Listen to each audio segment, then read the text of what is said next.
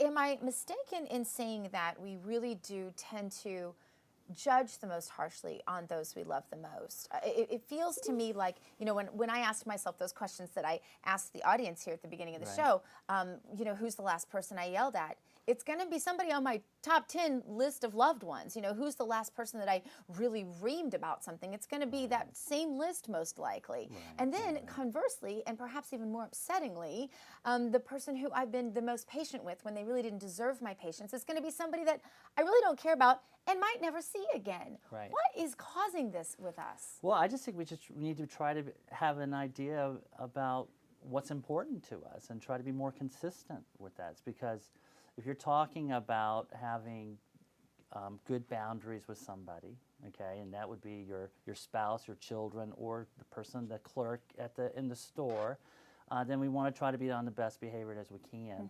But but that doesn't always happen. So we want to try to be as consistent as possible, and the best way to do that is to know what's important to you or to us.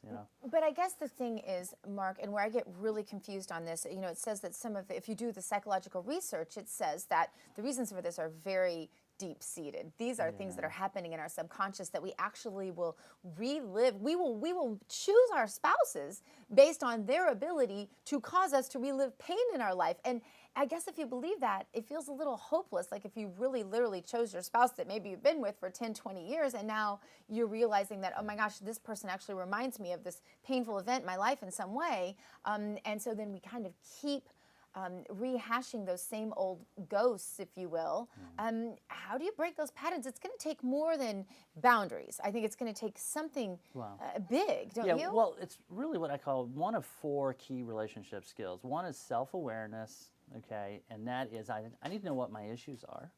But that's really hard. Well, how do you know if you know that you know? Well, that's a skill. It's a relationship skill, because there's 2 parts of that. There's self-awareness and also impact awareness.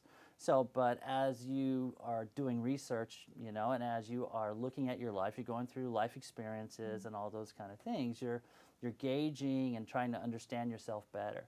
If people are saying the same things about you over and over again, and you're not buying it, and it's coming from different sources, especially people perhaps close to you, should you tune in? Well, absolutely. Absolutely.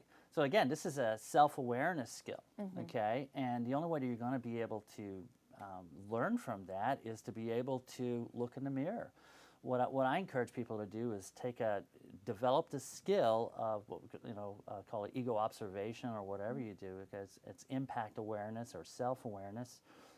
And that's the ability to step outside of yourself and look at the situation objectively.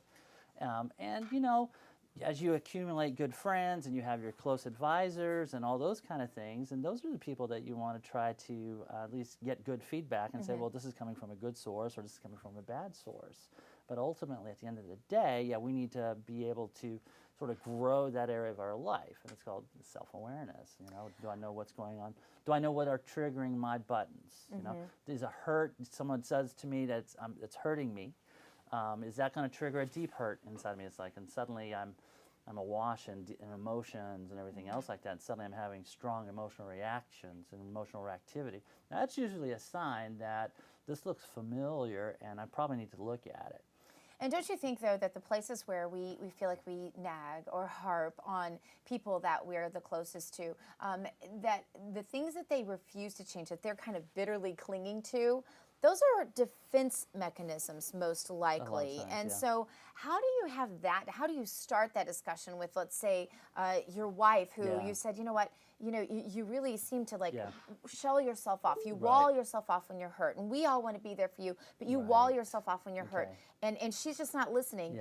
This is a defense mechanism, not necessarily a character flaw, right? Yeah. Well, again, you're going to look at your communications. Good, healthy communication is what I call truthful, direct, and kind. It's TDK.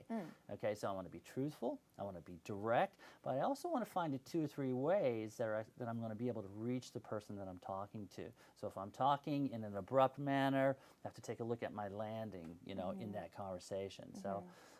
And isn't one of the best ways to do that to talk about your experience in that? So rather than saying, Mark, every time I try to approach you when I know you're hurt, you put up this wall against me, it's to say, I want to be there for you, and you Right. don't allow me to be there for you Yes. because you won't let me in sometimes, and it makes me feel really Yes. pushed outside. Absolutely. Talking about your personal experience rather than attacking that person, because if they're already defensive, Yeah. you're only going to make them more defensive. Absolutely. Yeah. And Dale Carnegie uses this approach in How to Win Friends and Influence People. It's a positive, constructive, positive approach. And that's the K in truthful, direct, and kind. So let me be truthful in my statement, let me be direct in my statement, but I also want to be kind. And so I need to start off with a soft landing, so it's not a harsh startup. Say something positive and say, hey, I really want this relationship. Talk about, whatever it is, the constructive feedback, and try to say, I'm hoping that you can hear me or we can work this out. You're going to have a little bit better, I think, reception of that. The number one job of a good communicator is to reach their audience, and that's the best way to do it. And don't you think, too, bringing in experts kind of, once in a while, I might have been known to, I'll have conversations with one of my children or with my husband or even with close friends or family, and I can tell it's not syncing. So instead of me saying anything else, I'll just carefully slide a little study under their nose, and to say, hey, this is my backup. This is where I'm coming from on this, without necessarily making it a personal affront. Sometimes bringing in experts, if you really do have the data on your side, it should be easy to prove. Yeah, sure. Timing is going to be important. Whether or not that person can hear what you want them to hear is based on their receptibility of that. And so, yeah, there are many subtle ways to go ahead and do that. But again, the truthful, direct, and kind approach, maybe that's an indirect, but it's, it's positive, okay? It's not unkind. If you're in a relationship and you have a tendency to do that, leaving studies around and everything like that, they're going to know, okay, this is coming from you and all those things. So when you approach people, don't they usually have some idea already, probably of the things you're approaching them about? So they have their defenses pretty well lined out, and they're probably going to be able to just spew them at you like a pro because they are a pro, because they've probably been talked to about this before. So is it best to just not say anything? Well, I think what happens is there's a lot of people get the same approach based on their same wounds that they have, and they have those same reactions. So trying it a little bit differently, in that positive, constructive, positive approach is more helpful. So if you try that, like I said, there's 38 ways to say the same thing, but find the 2 or 3 ways that actually... Only 38. Yeah, well, there could be more, right? But finding the 2 or 3 ways that actually reaches that person, and that takes practice. Look at your impact awareness. How am I impacting this system right now? If I'm coming on too harsh, et cetera, and all that. Running out of time, but I want to cover one more thing really quickly with children. Yeah. It is your one chance in life to truly discipline truth into someone. We really don't get to do that as adults, and we need to just give up on that. If you're trying to parent your spouse, you're trying to parent your sibling, or you're trying to, different. It doesn't work.